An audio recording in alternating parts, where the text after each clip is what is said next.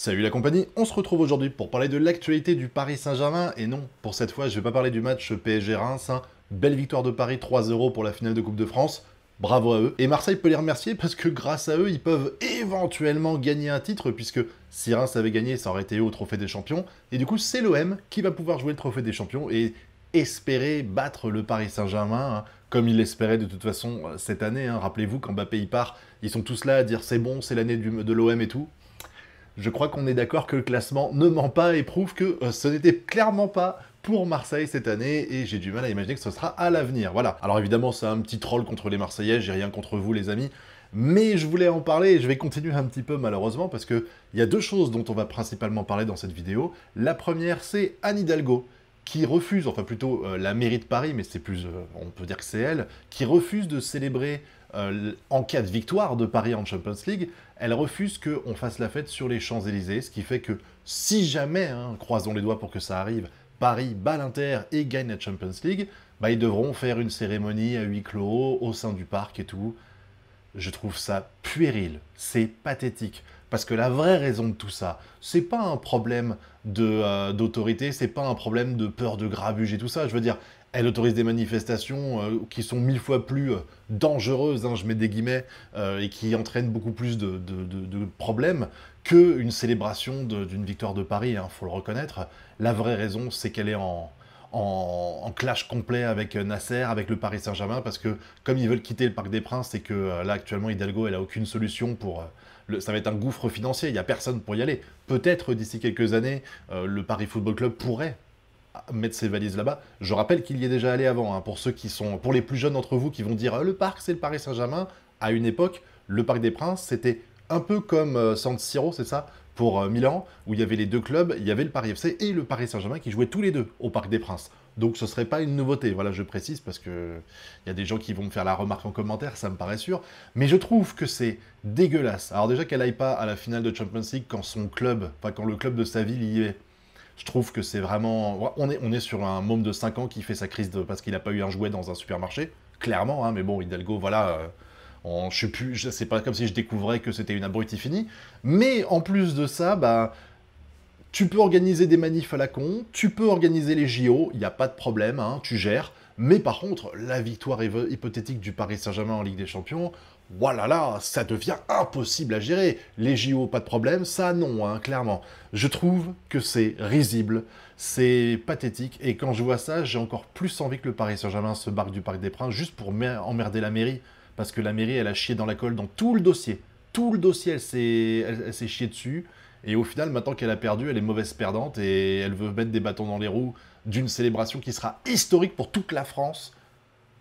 Pathétique. Voilà. Mais bon, c'est les politiciens qui nous gouvernent aujourd'hui, hein, quel que soit le parti politique. Ce sont des gros connards qui pensent qu'à leur gueule, qui sont des petits enfants gâtés. Et Hidalgo a prouvé qu'elle en était une, comme tous les autres, voilà. C'est triste. C'est très triste. Et la deuxième chose dont je voulais parler ici, c'est à propos, alors je vais entre guillemets taper sur l'OM, c'est à propos du Paris Saint-Germain encore, mais c'est lié à l'OM et plutôt à un des joueurs les plus iconiques de Marseille alors qu'il n'a jamais joué à Marseille, c'est Zinedine Zidane, hein. Je ne sais pas si vous avez vu ce qui s'est passé récemment, mais il y a Didier Deschamps qui a dit, malgré le fait qu'il soit Marseillais dans l'âme, qu'il va soutenir le Paris Saint-Germain en Ligue des Champions, parce que bah, c'est un club français, ce qui paraît pas déconnant, hein. Moi ça me paraît évident que c'est ce qu'il faut faire.